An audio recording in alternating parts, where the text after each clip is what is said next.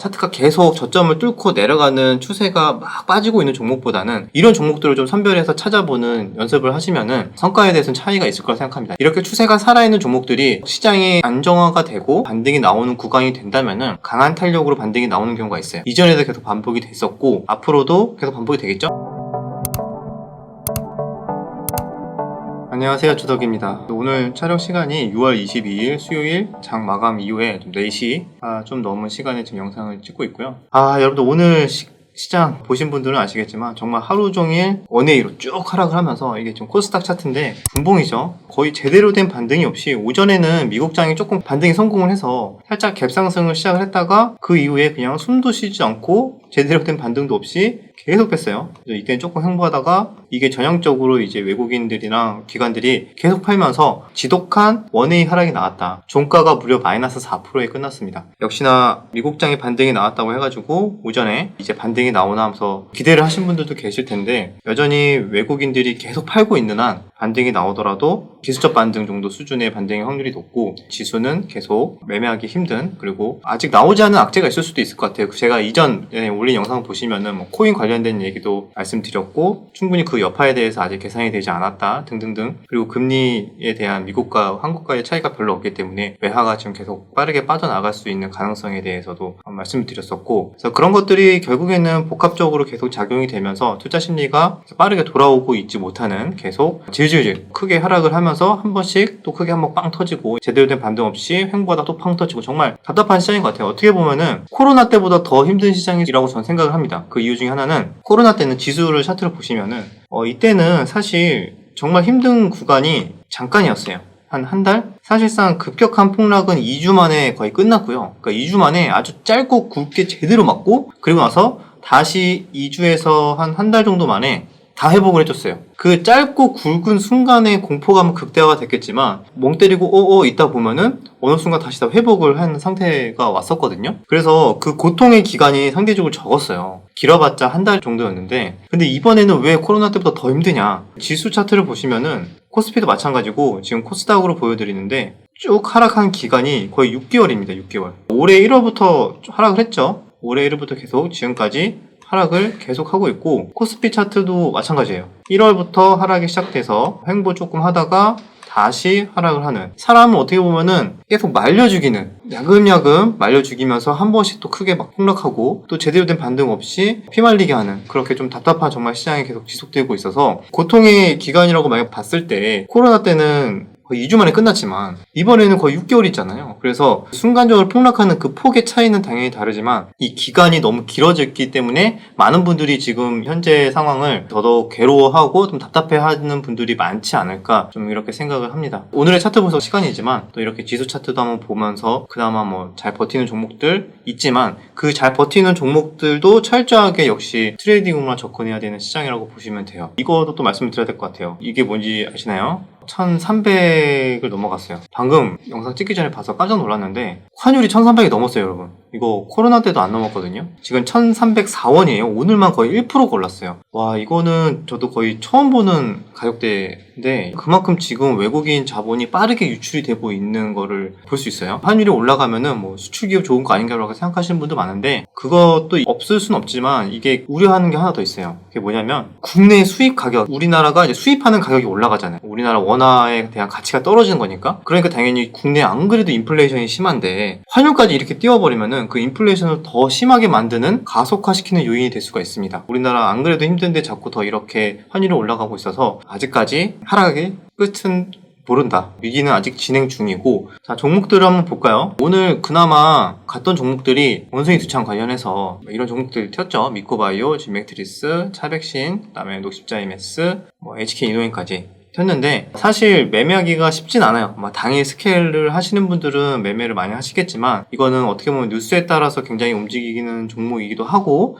그리고 대응하기가 좀 쉽지 않은 종목이다 보니까 이런 쪽에 많이 몰렸던 것 같습니다. 그 외에도 일부 신규주나 아니면 이런 인플레이션 관련주들, 그 와중에 제가 예전에 설명드렸던 이런 상승형 음봉, 또 여기서도 또 잘 나왔네요. 이때도 상승형 음봉의 효성 OMB 나와주고 나서 마지막에 밑꼬리까지 만들어줬어요. 제가 이전에도 설명드렸을 때 마지막에 살짝 관리성 물량까지 들어오는 게 좋다 라고 말씀을 드렸던 것 같은데 장 끝나기 전에 들어오면서 다음날 크게 갭상승하면서 슈팅이 나와주는 그런 패턴이 나왔습니다.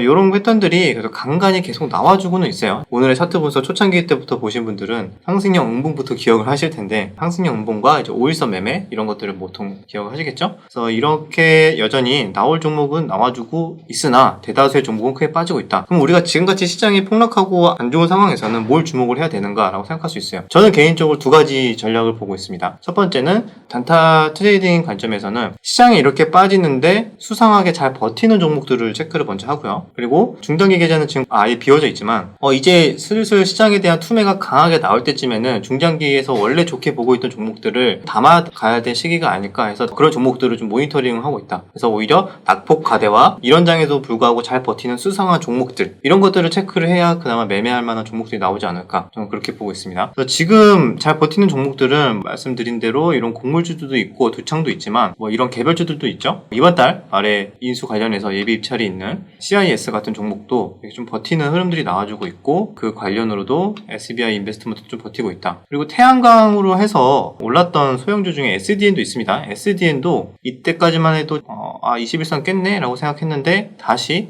거래량이 강하게 들어오면서 올라와줬어요. 그리고 나서 오늘 하루 종일 보는데 여러분들 지수가 코스피가 거의 마이너스 3% 코스닥이 마이너스 4% 빠지는데 하루 종일 계속 버티는 거예요. 기준가에서 왔다 갔다 빠지지가 않는 거예요. 이 종목이 생각보다 가볍게 빠지는 종목인데 오늘은 이상하게 하루 종일 버티는 거죠. 그냥 이런 것들도 이렇게 버티는 데는 이유가 있지 않을까라고 생각하면서 무조건 버텼다고 반드시 반등이 나오는 건 아니지만 수상한 종목 중에 하나로 체크를 해서 모니터링 하는 게 되게 중요할 것 같습니다. 왜냐면 또 유독 눈에 또 잘 보였던 게 다른 종목들은 다 속절없이 무너지고 있는데 버티는 종목들은 또 이런 장에서 또 은근히 잘 보이거든요. 그 중에서 제가 체크했던 게 이런 SDN도 있고 말씀드렸던 CIS, SBI 인베스트먼트 그리고 이런 종목들 우크라이나 재건 관련해서 이슈가 내일이랑 모레 이렇게 별로 안 남았기 때문에 잠깐 반짝할 수도 있긴 있어요. 그래서 철저하게 단타 빠르게 손절을 잡고만 대응을 해야 되는 영역이긴 합니다. 그래서 그나마 잘 버티고 있는 테마가 또 이런 우크라이나 재건 관련주가 있어요. 서한기계공업도 전고점 부근에서 맞고 떨어지는 리스크가 굉장히 큰 자리죠. 그런데 오늘 일단은 하루 종일 버티면서 거래량 줄어든 양봉으로 끝났습니다. 오늘 하루 종일 이렇게 시장이 폭락했음에도 불구하고 왜 버틸까라는 거에 대해서 내일도 오전에도 잘 흐름이 버텨주는지 이런 걸 본다면은 단기적으로 수급이 반짝 들어올 수는 있다. 요 정도 체크를 하고 같은 테마로 올라갔던 게 이제 현대 에버다임도 있죠. 현대 에버다임도 마찬가지. 이 종목은 금요일에 수급이 강하게 들어왔었는데 오늘도 사실 시장 폭락하는데 계속 버텨줬죠. 약보합 수준으로 마무리를 했습니다. 그래서 같이 보시면 될 것 같고 데모는 오히려 플러스로 끝났어요. 플러스 2%로 끝났고 그 다음에 해인 이런 종목도 있는데 이 종목은 약간의 하락으로 마감을 했다. 그래서 이렇게 시장이 하락했지만 버티는 종목들에 대해서도 한번 관심을 가져볼 만하다. 그런데 대부분 종목들이 버티긴 버티되 긴 호흡으로 가져가기는 어려운 종목들 뭔지 아시죠? 다들 좀 짧게만 볼 수밖에 없는 그런 시장이고요. 그래서 이렇게 잘 버티는 종목들이 있었다. 그 외에는 정말 볼 게 없어요. 그 외에는 별로 그냥 없어요. 다 무너졌고 자 여러분들 오늘은 좀 많이 최근에 하락한 종목들이 굉장히 많잖아요. 그러면 우리가 흔히 이런 것들 많이 들어보신 분도 있을 거예요. 과대 낙폭 공략 그런 종목들을 공략할 때 제가 드릴 수 있는 팁이 차트를 보실 때 추세가 살아있는 상태에서 과대 낙폭이냐 아니면 추세가 완전히 깨져서 과대 낙폭이냐에 따라서 종목이 완전 달라질 수 있거든요. 반등이 나올 때 뭐가 더 잘 나올까에 대해서 우리 생각을 해볼 필요가 있어요. 전체적인 추세가 깨지지 않는 상태에서 과대 낙폭으로 많이 빠진 차트들이 더 좋을 수 있잖아요. 왜냐면은 그게 또 연속적으로 아직까지 추세가 완전히 깨지지 않았다는 거는 어느 정도 그래도 매집이 좀 돼 있다던가 아니면 추가적으로 반등이 나왔을 때 충분히 추세를 다시 살리고 올라갈 수 있다는 그런 가능성이 높기 때문에 그러면 그 두 가지 차트를 구분하는 방법에 대해서 또 예시 차트를 보여드릴까 합니다. 어떻게 보면 좀 기초적인 내용이긴 한데 예시로 보여드릴까요? 심텍 같은 종목, 심텍이나 대덕전자, 심텍이 좀 더 적합하겠네요. 자, 심텍 같은 경우에는 최근에 이런 하락이 추세를 살리면서 하락하는 과대 낙폭일까? 아니면 추세를 깨는 하락일까? 에 대해서 생각을 해볼 필요가 있어요. 종목 자체는 좋은데 현재까지 흐름을 봤을 때는 단기적으로 거의 추세를 깨는 하락이었다라고 보실 수가 있고, 왜냐면은 이런 의미 있는 저점들을 지금 다 이탈을 했잖아요. 이런 저점들을 지켜줄 것처럼 하더니 이탈을 했다. 그럼 다음 지지 라인은 사실상 뭐 이런 가격대가 되겠죠. 이런 하락은 물론 지수에 따라서 움직일 가능성이 높기 때문에 지수가 기술적 반등을 할 것이다 라고 생각을 한다면은 같은 관점으로 과대낭포를 공략해도 무방합니다. 뭐 굳이 하려면은 레버리지 ETF를 해도 상관없겠죠. 그런데 종목 자체 아직 추세가 살아있으면서 많이 빠져서 좋은 자리를 주는 종목을 공략을 하려고 한다면은 추세가 단기적으로 이렇게 깨진 종목들, 그런 종목들은 좋은 차트는 아니다라고 설명을 드릴 수가 있어요. 좋은 차트란 무엇인가 설명드린 것처럼 수급이 들어왔다가 최근에 시장 때문에 크게 빠졌는데 전체적인 추세는 깨지 않은 거, 그럼 또 그게 도대체 뭐가 있을까요? 라고 제가 한번 쭉 찾아봤는데, 일단 대표적인 게 이런 태양광주들이 있어요. 하나솔루션 같은 거 보면은 하나솔루션도 오늘만 보면은 마이너스 5% 굉장히 많이 빠졌어요. 이것만 보면은 이것도 완전히 추세가 깨진 거거나 아니면 폭락을 했으니까 이것도 뭐 끝난 거 아닌가라고 생각할 수 있죠. 그런데 생각보다 많은 분들이 전체적인 추세를 볼 줄 모르는 분들이 되게 많더라고요. 방금 같이 심텍 같은 차트는 저점을 계속 깨고 내려가는 차트였고, 오늘만 봤을 때는 많이 하락했지만 사실상 최근 한 달을 보세요. 최근에 한 달의 오름폭의 약 절반 정도만 지금 뱉어낸 상황입니다. 그러면은 이게 추세가 깨진 게 아니죠. 물론 20일 이동평균선은 깼지만 아직 60일선도 깨지 않았고, 이런 전고점 부분 요 구간에 지금 와 있기 때문에 또 상승폭의 절반 정도밖에 조정이 안 나온 상태고, 그러면은 시장 영향 때문에 많이 빠지긴 했으나 아직까지 추세가 살아있는 종목은 이런 종목들이다. 그러면은 단기적으로 스윙 투자나 반등이 나왔을 때 뭐가 반등이 많이 나올까라고 생각을 한다면은, 기왕할 거면은 차트가 계속 저점을 뚫고 내려가는 추세가 막 빠지고 있는 종목보다는 이런 종목들을 좀 선별해서 찾아보는 연습을 하시면은 같은 시장을 하더라도 성과에 대해서는 차이가 있을 거라 생각합니다. 이게 무슨 말씀이냐면은, 이렇게 추세가 살아있는 종목들이 비교적 시장이 안정화가 되고 다시 좀 안정적으로 반등이 나오는 구간이 된다면은 생각보다 강한 탄력으로 반등이 나오는 경우가 있어요. 그래서 그런 종목들이 이전에도 계속 반복이 됐었고 앞으로도 계속 반복이 되겠죠. 예전에는 예를 들면은 뭐 2차전지 관련주들이 시장 무너질 때 같이 무너졌다가, 그런 종목들은 전체적인 추세는 또 우상향이었기 때문에 반등 나올 때 다시 또 종고점 가고 막 그랬거든요. 최근에는 이런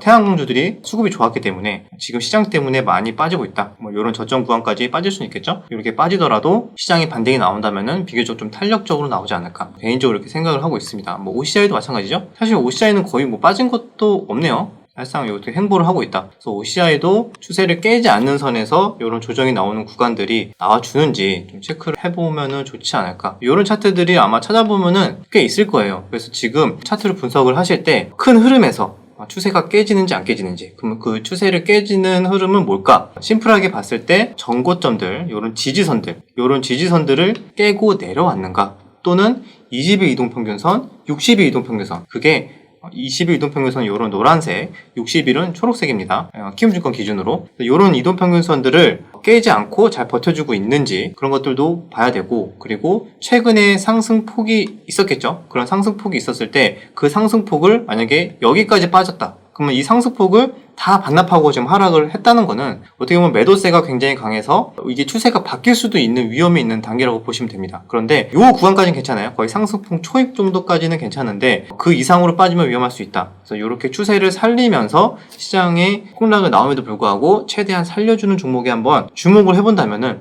강한 차트가 무엇인가, 지지 저항대에서 잘 지켜주고 있는 차트가 무엇인가에 대해서 좀 더 이해를 할 수 있지 않을까 생각합니다. 생각보다 많은 분들이 많이 빠진 종목들을 좋아하세요. 왜냐면은 많이 빠졌으니까 반등 나올 때 많이 나오는 거 아니야? 상식적으로 생각이 되잖아요. 저도 예전에 그래서 그냥 끝없이 하락하는 종목들을 좋아하기도 했었는데, 근데 대부분 끝없이 하락하는 종목에는 그만한 이유가 있다. 예를 들면은 최근에 하이브도 악재가 나와서 이제 계속 하락을 하고 있잖아요. 그러면 시장에 만약에 반등이 제대로 나왔을 때 하이브 같은 종목이 반등이 세게 나올까? 아니면은 최근에 주도주였던 태양광주들이 반등이 세게 나올까? 이렇게 생각을 해본다면은, 저는 가능성으로 본다면은 당연히 주도주였던 태양광주가 추세를 살리고 있는 종목들이 더 반등이 세게 나올 거라고 생각을 합니다. 개인적인 생각이지만 제 경험상 항상 그래왔기 때문에, 그래서 여러분들 너무 차트 딱 보고 그냥 많이 빠졌다 그러면은 지수 반등 나올 때 세게 나오겠지 이렇게 좀 단순하게 생각하지 마시고 오히려 추세를 그나마 잘 살리고 버텨주는 종목들이 뭐가 있는가 좀 초점을 맞추다 보면은 종목들이 필터링이 쫙 돼요. 필터링이 쫙 되면서 내가 그럼 집중적으로 관심 있게 가져야 되는 종목들이 이만큼 압축이 되는구나. 그러면 하락장에서 좀 더 공략하기 좋은 종목과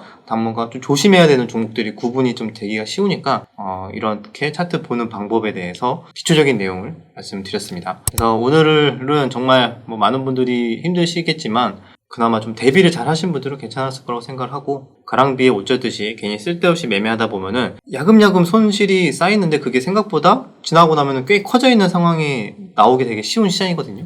그런 것들을 조금 조심하면서 최대한 매매 수를 줄이고 정확도나 타점들 노리고 빠지면 크게 빠지니까 손절도 확실하게 손절 잡고 손절 없이 매매하면 안 됩니다. 트레이딩 매매하실 때 5일선 매매 제가 그런 거 막 매매 많이 말씀드리잖아요. 항상 들어갈 때 손절 라인 잘 잡아야 돼요. 왜냐면 빠지면 더 크게 빠질 수 있는 자리들이 많아서 항상 손절에 대한 시나리오도 잘 생각하면서 대응을 하면은 괜찮지 않을까 생각합니다. 여기까지 내용이 유익하셨다면 구독과 좋아요 댓글 부탁드리도록 하겠습니다. 그럼 다음 영상에서 뵙겠습니다.